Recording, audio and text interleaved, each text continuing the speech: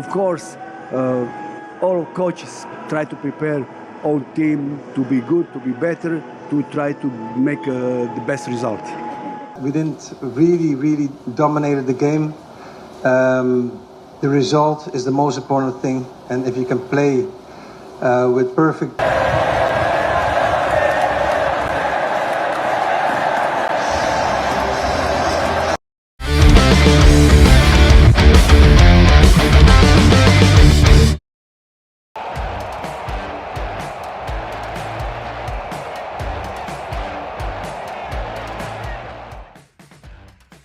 Jakarta menjadi saksi bisu ketika mimpi besar Cina untuk lolos ke Piala Dunia 2026 kandas di tangan timnas Indonesia. Tinggalkan Indonesia dengan rasa malu, air mata Cina iringi kegagalan yang menyakitkan. Kekalahan 0-1 dari timnas Indonesia di Stadion Utama Gelora Bung Karno, Jakarta kemarin membuat langkah mereka di kualifikasi terhenti. Satu-satunya gol tuan rumah dicetak striker naturalisasi oleh Romani melalui eksekusi penalti di babak pertama. Kekalahan itu membuat The Dragons terbenam di juru kunci grup C dengan 6 poin dan tak mungkin bisa mengejar posisi keempat. Nasib tragis itu turut menjadi bahan tulisan media lokal mereka termasuk 163.com. Timnas Tiongkok tersingkir lebih cepat dari Piala Dunia di Amerika Serikat, Kanada, dan Meksiko, dan seluruh pemain menangis selesai pertandingan, tulis media itu Jumat 6 Juni. Media Cina itu juga menyoroti kegagalan Cina lolos ke Piala Dunia selama 6 kali beruntun atau kali terakhir 2022 silam. Tim nasional sepak bola Tiongkok telah absen di Piala Dunia selama 6 kali berturut-turut. Mimpi itu kandas di Jakarta, jelas media tersebut. Pelatih timnas Cina Branko Ivankovic ternyata sudah curiga timnya bakal dikalahkan timnas Indonesia. Ia mengaku sudah memprediksi laga ini bakal berjalan sulit buat Cina. Selain kalah dalam hal kualitas pemain, cuaca lembab Jakarta membuat mereka agak kesusahan. Meski gagal mendapat 3 poin, Ivankovic angkat topi dengan perjuangan anak asuhnya karena sudah berusaha keras agar memenangi laga meski gagal. Pemain Cina sudah berusaha sampai menit-menit akhir, pada akhirnya kami tahu bahwa ini adalah pertandingan yang sulit, apalagi kami tampil dengan pemain muda, jelasnya. Kekalahan itu menjadi bahan ejekan media Asia lainnya. Naver, media Korea Selatan ikut menyoroti kemenangan timnas Indonesia yang berhasil mempermalukan Cina dalam pertandingan yang berakhir dengan skor 1-0 tersebut. Hampir seluruh media Korsel memberikan ejekan kepada Cina dengan berbagai judul yang cukup bombastis untuk dibaca. Berikut contohnya. 1,4 miliar orang menangis, selamat tinggal lagi Piala Dunia. Cina putus asa, tersingkir dari kualifikasi Piala Dunia untuk ke-6 kalinya secara beruntun. Kehancuran gila Cina, laga tandang ke Indonesia berakhir bencana, dan masih banyak lagi lainnya.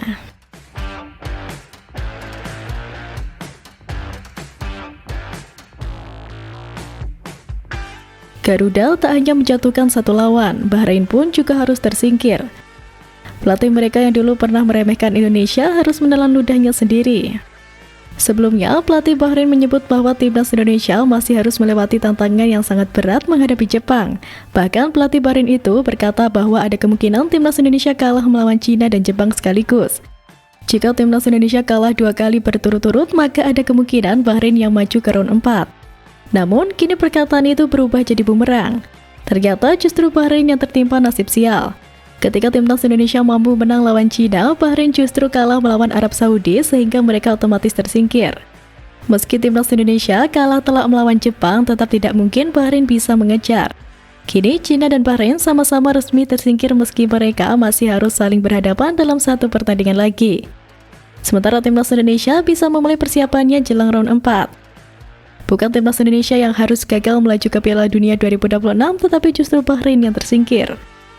Dan dalam kemenangan itu, pelatih Patrick Kluivert mendapatkan sorotan karena berani mencadangkan pemain kelas dunia seperti Kevin Dix dan Missy Richards, karena lebih memilih memainkan pemain lokal.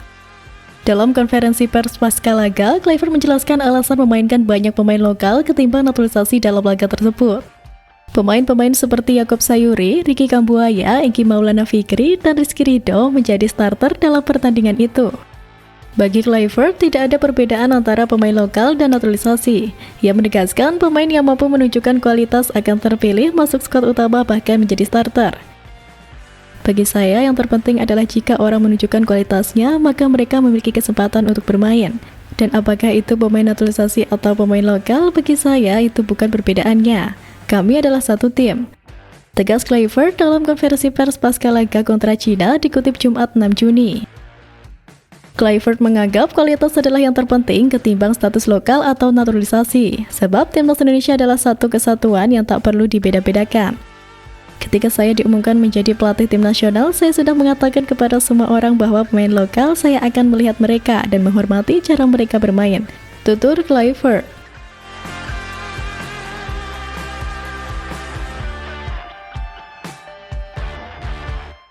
Dan di balik kemenangan itu ada strategi jenius di lapangan. Ada momen unik jelang eksekusi penalti Romani. Terlihat Cisel sang kapten tampak akan menjadi eksekutor. Namun rupanya itu hanya tipu daya untuk mengecoh pemain Cina. Ketika Ises memegang bola, tampak pemain Cina mulai mengerubungi area sekitar titik putih. Pemain Cina tak tahu bahwa Ises kemudian menyerahkan tugas sebagai algojo penalti kepada oleh Romani. Romani dengan dingin mampu menempatkan bola ke sisi kanan gawang Cina yang dikawal Wang Daley. Selebrasi pun dilakukan. Ole ole ole menggema di Stadion GBK diserukan oleh fans Garuda yang memuji oleh Romani. Pada akhir pertandingan, oleh Romani yang memakai nomor punggung 10 itu kembali dinobatkan sebagai pemain terbaik pertandingan. Selain sukses mengoyak gawang Cina, pemain keturunan Medan Sumatera Utara itu sebelumnya menjebol gawang Australia dan Bahrain. Romani mengukir catatan istimewa dengan selalu bisa mencetak gol dalam 3 pertandingan beruntun sejak melakukan debut. Pemain 24 tahun itu berharap bisa melanjutkan tren mencetak golnya saat menghadapi Jepang pada laga pamungkas ronde ketiga ini pada Selasa 10 Juni mendatang. I'm really happy to score again and help the team. That's the most important. The next target is Japan. We want to win every game, and that's the next game. So I'm really excited.